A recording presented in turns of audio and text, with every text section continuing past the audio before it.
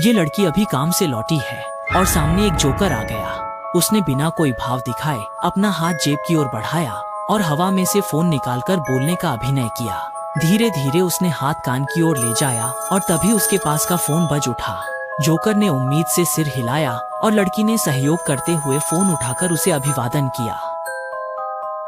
लेकिन जोकर ने सिर टेढ़ा कर लिया और फोन से अजीब सी ध्वनि आई। लड़की ने उसे विनम्रता से मुस्कुराते हुए कहा कि वह कुछ भी समझ नहीं पा रही है। फिर महिला ने फोन काट दिया और मुड़कर चली गई। जोकर ने महिला को देखा और एक अजीब सी मुस्कान दिखाई, लेकिन जब उसने अपनी बाहें फैला दी और धीरे धीरे नीचे कर ली तो उसके चेहरे पर निराशा का भाव आ गया।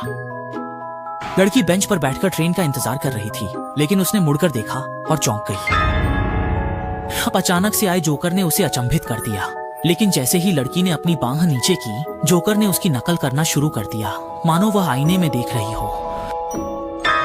उलझन में पड़ी महिला कुछ विचलित हो गई और वह तुरंत अपनी सीट से उठकर चली गई। लड़की ने संकोच करते हुए अपना कदम रोका। वह देखना चाहती थी कि क्या छोटू अभी भी उसकी नकल कर रहा है। हैरानी की बात है कि इस समय छोटू ने भी सिर घुमा लिया। लड़की गुस्से में एक और स्थान पर आई। उसने चिंतित होकर दोनों तरफ देखा।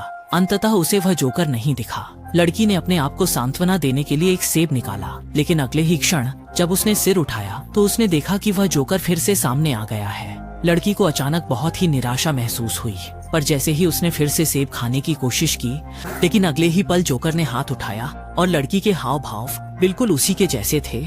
लड़की ने बस बोलने ही वाली थी, फिर उसने अपना सिर घुमाकर देखा। एक ट्रेन धीरे धीरे स्टेशन में प्रवेश कर रही थी। अचानक जोकर खड़ा हो गया और अपने पैर हिलाने लगा, जबकि लड़की स्थिर होकर आगे की ओर चलने लगी। वह डर से मदद के लिए चिल्लाना चाहती थी, लेकिन फिर भी अपना मुंह नहीं खोल पा रही थी। उसने तेजी से आ रही ट्रेन की ओर देखा और एक बार फिर कदम आगे बढ़ाया। ये कहानी हमें बताती है कि अजनबियों से बात न करें, खासकर उन जोकरों से जिन्हें सेब पसंद नहीं है।